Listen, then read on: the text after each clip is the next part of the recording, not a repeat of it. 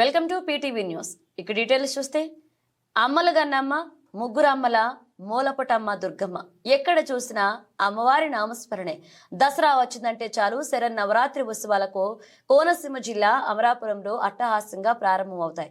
ఈ నేపథ్యంలో అమలాపురంలోని శ్రీదేవి మార్కెట్లో వెలసిన శ్రీదేవి అమ్మవారి శరన్నవరాత్రి మహోత్సవాలు గురువారం అట్టహాసంగా ప్రారంభమయ్యాయి. తొలి రోజైన గురువారం శ్రీదేవి అమ్మవారు స్వర్ణ కవచలాంకృత దుర్గాదేవిగా విశేష అలంకరణలో భక్తులకు దర్శనమిచ్చారు. శరన్నవరాత్రి ఉత్సవాల సందర్భంగా శ్రీదేవి మార్కెట్ అంతా విద్యుత్ దీపకాంతలతో సెట్టింగ్స్ వేసి శోభాయమానంగా తీర్చిదిద్దారు. శ్రీదేవి ఉత్సవ కమిటీ అధ్యక్షుడు గంగాబత్తుల రాంబాబు నేతృత్వంలో ఏడాది 45 ఏళ్లు పూర్తయిన నేపథ్యంలో ఉత్సవాలు ఘనంగా నిర్వహించేలాగా ఏర్పాట్లు చేయడంతో పాటు పలు రకాల సాంస్కృతిక కార్యక్రమాలు కూడా ఏర్పాటు చేశారు.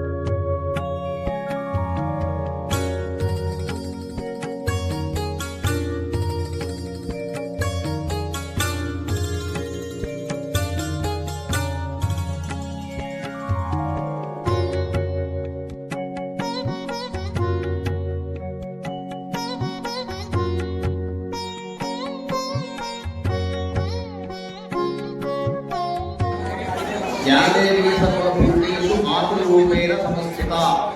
నమస్తే నమస్తే నమస్తే నమో నమః.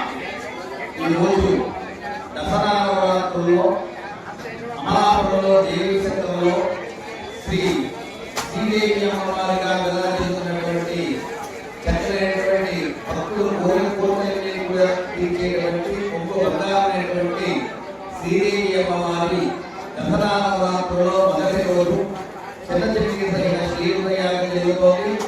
ఇందులో అమ్మవారిని మొట్టమొదటి రోజుగా స్వర్ణ కవచాలంకృత అవతారంతో అమ్మవారిని కొలుస్తున్నాము. ఈ అమ్మవారిని దర్శించినట్లయితే మనం ఏ కామ్యంతో అమ్మవారిని దర్శించామో ఆ కామ్యాలన్నీ కూడా తీరుతాయి. అంతేకాకుండా శరీరం ఆరోగ్యానికి సంబంధించినటువంటి దోషాలన్నీ కూడా అమ్మవారు కోరుతుంది. ఈరోజు అమ్మవారు స్వర్ణ కవచాలంకృత అవతారం కూడా అమ్మవారిని దర్శనమిస్తోంది. అందులో సింహవాహనంపై అమ్మవారి దశభుజములతోటి ఒక్క చేతిలో ఒక్క పాశం, అంకుశం, త్రిశూలం ఇవన్నీ కూడా ఆయుధాలు ధరించి అమ్మవారు మనకి దర్శనమిస్తోంది. ఈ దర్శనం చేయడం వలన మనకు కలిగేటువంటి ఫలితం ఏంటంటే శరీరంలో సమస్త దుర్దోషాలకు ఆరోగ్యం కలుగుతుంది.